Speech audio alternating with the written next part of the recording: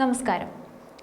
ലെബനനിൽ വെടിനിർത്തലിനായി അമേരിക്കയുടെ നേതൃത്വത്തിലുള്ള സഖ്യരാജ്യങ്ങൾ മുന്നോട്ട് വെച്ച കരാർ തള്ളിയിരിക്കുകയാണ് ഇസ്രായേൽ. ഹിസ്ബുള്ളക്കെതിരെ പൂർണ്ണ ശക്തിയോടെ പോരാടാൻ സൈന്യത്തോട് ഇസ്രായേൽ പ്രധാനമന്ത്രി ബെഞ്ചമിൻ നെതന്യാഹു നിർദ്ദേശവും നൽകി കഴിഞ്ഞു. പിന്നാലെ ലെബനീസ് തലസ്ഥാനമായ ബെയ്റൂട്ടിന്റെ വിവിധ ഭാഗങ്ങളിൽ ഇസ്രായേലി യുദ്ധവിമാനങ്ങൾ ആക്രമണം നടത്തി. ഹിസ്ബുള്ളയുടെ എയർഫോഴ്സ് യൂണിറ്റ് മേധാവി മുഹമ്മദ് ഹുസൈൻ സുരൂറിനെ വധിക്കുകയും ചെയ്തു.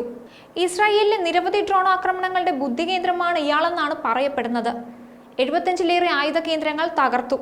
തിങ്കളാഴ്ച മുതൽ തെക്കൻ ലെബനനിൽ തുടരുന്ന ഇസ്രായേൽ വ്യോമാക്രമണങ്ങളിൽ കൊല്ലപ്പെട്ടവരുടെ എണ്ണം 648ആയി.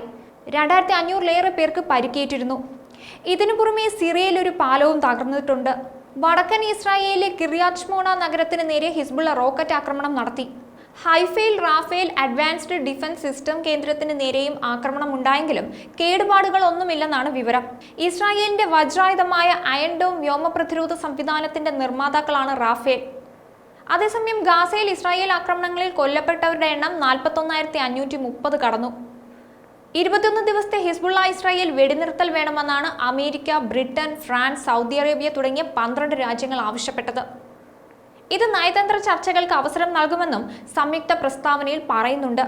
ലെബനനിൽ ഇസ്രായേൽ ഉടൻ കരയുദ്ധം തുടങ്ങുമെന്ന ഭീതിക്കിടെയാണ് ഈ നീക്കം. UN ജനറൽ അസംബ്ലിയുടെ 79ാം സെഷനിന്റെ ഭാഗമായി ലോക നേതാക്കൾ ന്യൂയോർക്കിൽ ഈ വിഷയം ചർച്ചയും ചെയ്തിരുന്നു. എന്നാൽ നേരത്തെ ലെബനനിൽ ഇസ്രായേൽ നടത്തിയ വ്യോമാക്രമണത്തിൽ ഹിസ്ബുള്ളയുടെ അടിത്തറ ഇളകി. ബെയ്റൂട്ടിൽ ഇസ്രായേൽ തുടർച്ചയായി ബോംബാക്രമണവും നടത്തുന്നുണ്ട്. ഈ ആക്രമണങ്ങളിൽ ഹിസ്ബുള്ള കമാൻഡർ ഇബ്രാഹിം ഖുബൈസി ഉൾപ്പെടെ 6 പേർ കൊല്ലപ്പെട്ടു. ഖുബൈസിയുടെ കൊലപാതകം ഹിസ്ബുള്ളയ്ക്ക് വലിയ നഷ്ടമാകുമെന്നാണ് വിലയിരുത്തപ്പെടുന്നത്. 2006 ശേഷം ആദ്യമായാണ് ലെബനനിൽ ഇത്രയും വലിയ നാശം സംഭവിക്കുന്നത്. ലെബനനിൽ ആരംഭിച്ച സൈനിക നടപടിയെ നോർത്തേൺ ആരോസ് എന്നാണ് ഇസ്രായേൽ വിശേഷിപ്പിച്ചത്.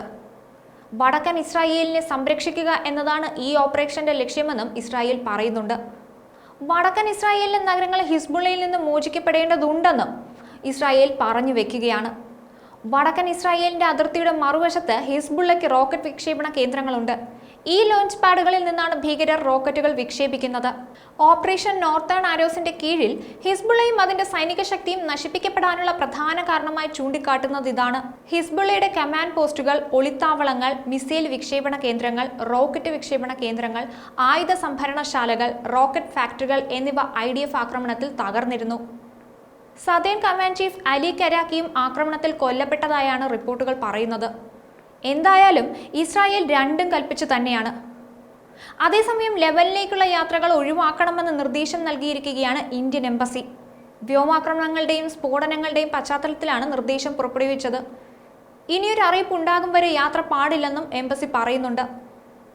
ന്യൂസ് ഡെസ്ക് ഈനാട് മലയാളം.